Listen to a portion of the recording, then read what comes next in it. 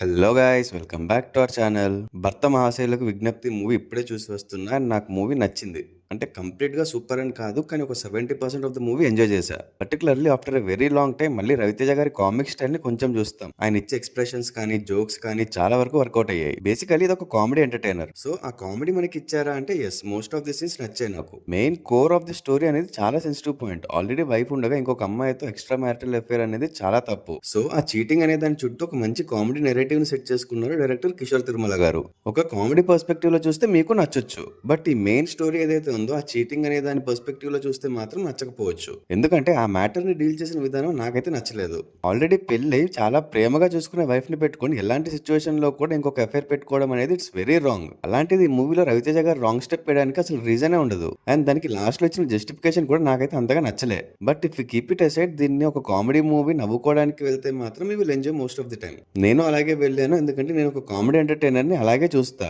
దాంట్లో ఉన్న పాయింట్స్ ని పట్టుకొని ఇదేంటి అదేంటి అని ఎక్కువ ఆలోచించాను. So I have enjoyed. First half అయితే చాలా బాగుంటుంది. ఎస్పెషల్లీ సునీల్ గారి కామెడీ చాలా బాగా అనిపించింది. అలాగే great pre wedding show and 90s లో ఉన్న రోషన్ కూడా చాలా బాగా నవ్వించాడు. ఎస్పెషల్లీ సెకండ్ హాఫ్ లో ఒక సీన్ లో అయితే ఫుల్ నవ్వా నేనైతే. రవితేజ గారి కామెడీ కూడా చాలా బాగా అనిపించింది. అంటే ఎక్కువ ఓవర్ చేయకుండా క్లీన్ అండ్ నీట్ గా ఉంది. ఓన్లీ కామెడీయే కాకుండా కొంచెం ఎమోషనల్ సీన్స్ ని కూడా యాడ్ చేస్తుంటే బాగుండేది అనిపించింది, అట్లీస్ట్ క్లైమాక్స్ లో అయినా. కిషోర్ గారు తీసిన నేను శైలజ కూడా most of the part entertaining గానే ఉంటుంది, బట్ క్లైమాక్స్ మాత్రం చాలా ఎమోషనల్ గా ఉంటుంది. సో ఇందులో కూడా అలా ఏమైనా ఉంటుందేమో అని ఎక్స్పెక్ట్ చేశా, బట్ మొత్తం కామెడీ యాంగిల్ లోనే వెళ్ళిపోతుంది. ఇంకా స్టోరీ విషయానికి వస్తే హీరో ఒక బిజినెస్ వర్క్ మీద స్పెయిన్ కి వెళ్తాడు అండ్ అక్కడ ఆశికా రంగనాథ్ కలుస్తుంది. వాళ్ళిద్దరూ అలా క్లోజ్ అయితే will have some good personal time. అయితే అప్పుడు మన హీరోకి ఆల్రెడీ పెళ్లి అయిపోయిందని ఆశికా రంగనాథ్ కి చెప్పడు. కొన్ని రోజుల తర్వాత స్పెయిన్ నుంచి ఆశిక ఇండియాకి వస్తుంది అండ్ ఇంకా అక్కడి నుంచి స్టోరీ అంతా మనకి తెలిసిందే. స్పెయిన్ లో జరిగింది వైఫ్ కి తెలియకుండా అండ్ తనకి పెళ్లి అయిందని ఆశికా రంగనాథ్ కి తెలియకుండా జాగ్రత్త పడుతూ ఉంటాడు. సో ఈ ప్రాసెస్ లోనే ఫన్ జనరేట్ అవుతూ ఉంటుంది. ఎస్పెషల్లీ ఆ షాపింగ్ మాల్ సీన్ అయితే చాలా బాగా అనిపించింది. అండ్ ఇంకా సెకండ్ హాఫ్ లో ఆశికా రంగనాథ్ వాళ్ళ బ్రదర్ క్యారెక్టర్ ని ఇంట్రొడ్యూస్ చేస్తారు. అసలు ఆ క్యారెక్టర్ ఎందుకు ఉందో అర్థం కాలేదు. మోస్ట్ యూస్లెస్ క్యారెక్టర్ అనిపించింది.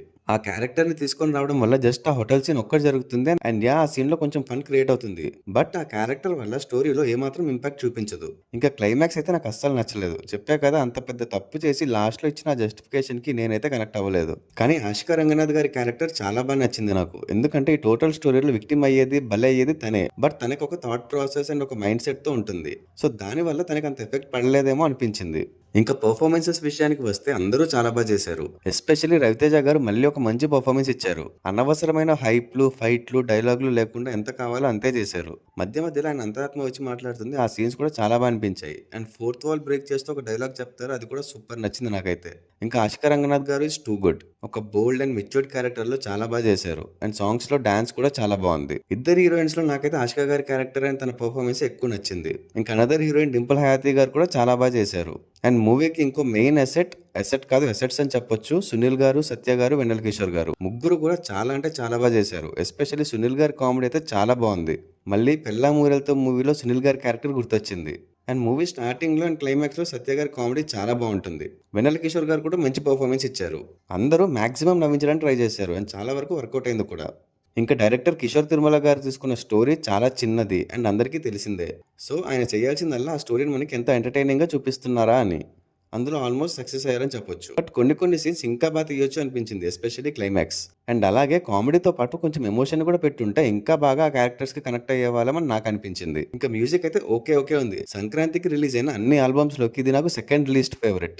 ఎందుకంటే నారి నారి నడుమ మురారి సాంగ్స్ అయితే అసలు వినలేదు. సో అందుకే దాన్ని లాస్ట్ లో పెట్టి దీన్ని సెకండ్ లిస్ట్ లో పెడుతున్నా. అండ్ బ్యాక్గ్రౌండ్ మ్యూజిక్ కూడా అంత ఎఫెక్టివ్ గా అనిపించలేదు, బట్ కొన్ని సౌండ్ ఎఫెక్ట్స్ బాగా అనిపిస్తాయి. లైక్ ఆశికా గారు రవితేజ గారిని క్వశ్చన్స్ అడిగినప్పుడు ఆయన తల తిరుగుతున్నట్టు చూపిస్తాడు, అప్పుడు ఒక మ్యూజిక్ వస్తుంది, అది చాలా బాగా అనిపించింది. సో ఓవరాల్ గా మూవీ అయితే యావరేజ్ అనిపించింది. నవ్వుకున్నాను, బట్ స్టిల్ కొన్ని ఇష్యూస్ కూడా ఉన్నాయి. ఒక కామెడీ మూవీ చూడాలి, కాసేపు హాయిగా నవ్వుకోవాలి అంటే మీరు కూడా వెళ్ళొచ్చు. నా రేటింగ్ ఫర్ దిస్ మూవీస్ 3.25/5. మీరు ఆల్రెడీ మూవీని చూసేసినట్టయితే మీకు ఎలా అనిపించిందో కమెంట్స్ లో చెప్పండి. అలాగే మన ఛానల్ ని సబ్స్క్రైబ్ చేసుకుని నోటిఫికేషన్స్ ఆన్ లో పెట్టుకోండి. ఈ వీడియో మీకు నచ్చినట్టయితే లైక్ చేసి మీ ఫ్రెండ్స్ అండ్ ఫ్యామిలీ మెంబర్స్ కి షేర్ చేయండి. Also follow us on Facebook and Instagram. Thanks for watching. See in the next video. Adios.